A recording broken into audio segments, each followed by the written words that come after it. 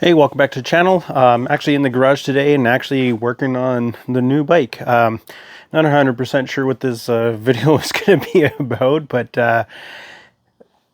bought a used bike and just some things to look out for, I guess, maybe. I don't know, or how to change spark plugs. I don't know. I'll figure out something. But anyways, let me show you what I'm working on.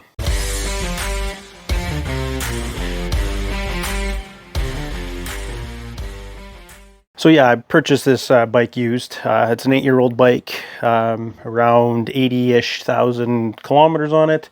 Rode it a few times, running pretty good. However, you know, it's a used bike, so I figured I should do some, simple look over just to make sure it's all right, because used motorcycle dealerships, they don't necessarily bring it in and do all the stuff that maybe a dealership was. Actually, I don't know if an actual dealership would either, but I just figured I'd look at the simple stuff. So let me show you what I'm working on, and forgive me, I already started doing this before I even thought to actually pick up a video to do anything. So let's have a look. So this bike here actually came with the Indian.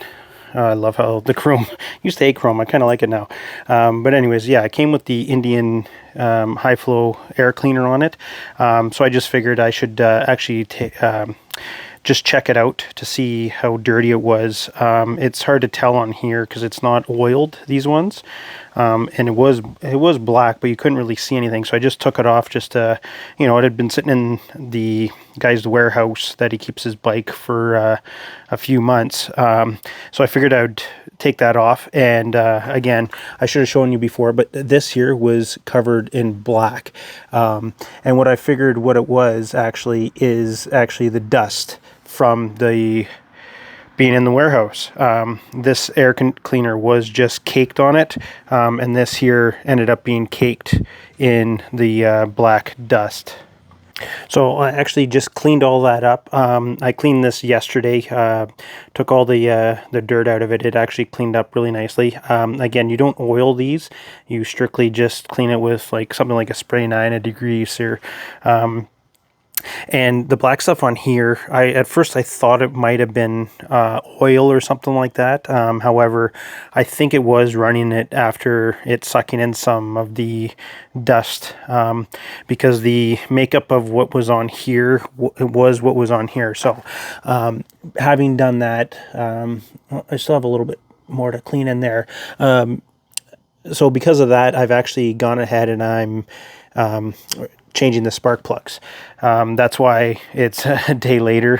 Couldn't find any, so I actually had to have someone order them in.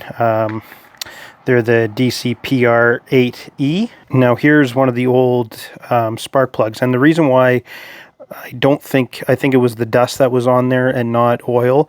I took these out. Obviously it's a day later, but these weren't really oily. They were actually dry. I think if it was sucking in air through there, these would be a little bit more oily, where it's not. They were pretty dry. I don't know how old these are. I figured it would just be a good thing to actually replace them anyway, so that's why I'm replacing them.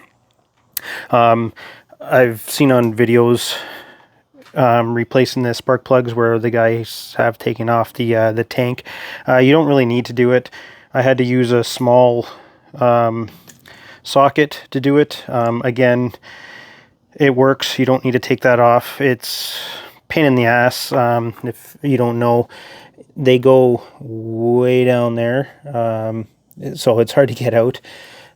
Seen people use magnets and everything. However, if you do have you can see down there, the stopper or whatever that called, the little grommet or the rubber thing in there, that will hold on to it to actually take it out. You don't need anything to take it out. However, I'm not 100% sure about putting it back in. I've had issues with this staying on it, so we're going to see how that goes, putting them back in. But yeah, if you do have an issue taking them out, you can use a magnet, or also what are they called, needle nose pliers. You can get something in there to grab it. I just will use a magnet if I need to. So there's the new one to the old one. As you can see, it's a lot nicer. I'm just gonna gap these and put them in. The gap for the 111 for this year, the Roadmaster, it is 0.036. So I'm just gonna gap those before I put them in. So yeah, if you do get it on, you might need to take it out with needle nose pliers. Mine keeps coming out, so I'm gonna have to use it without it to torque it.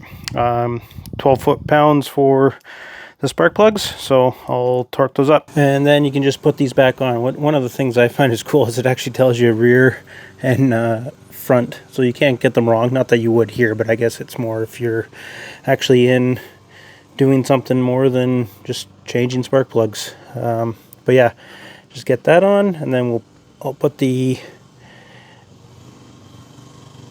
click, and then I'll put the air cleaner on. And now for the best part. Seeing if it worked. Now, what was the point of this video? I don't know, maybe just check your bike if you buy a used bike. I did, by the way, I did check the oil. The oil looks pretty clean, at least on the dipstick. So I'm not going to do it right now. I will do it sooner than the 5,000 miles or 8,000 kilometers that it says to do.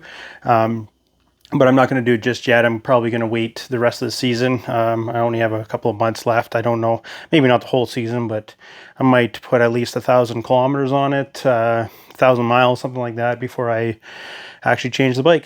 But anyways, until next time, later.